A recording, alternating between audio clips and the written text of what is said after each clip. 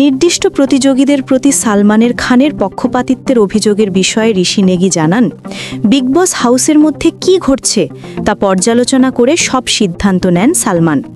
গুরুত্বপূর্ণ মুহূর্ত এবং হাইলাইটগুলো দেখে তার ভিত্তিতে নিজের মতামত তৈরি করেন বলিউড ভাইজান। নেগি বলেন, হাউসের ভেতরে কি ঘটছে, প্রতিযোগী নিয়ে কি হচ্ছে, সব বিষয়ে তার সালমান খানের গভীর মনোযোগ থাকে। আর এখানে আমাদের অর্থাৎ নির্মাতাদেরও একটি নিজস্ব দৃষ্টিকোণ আছে। সপ্তাহান্তের পর্বগুলো ডিজাইনের সময় দর্শকদের প্রতিক্রিয়ার সঙ্গে আমরা সব কিছুকে একত্র করি। ইয়ারপিসের মাধ্যমে সালমানকে সংলাপ বলে দেওয়ার গুজব নিয়েও এদিন কথা বলেন ঋষি নেগি।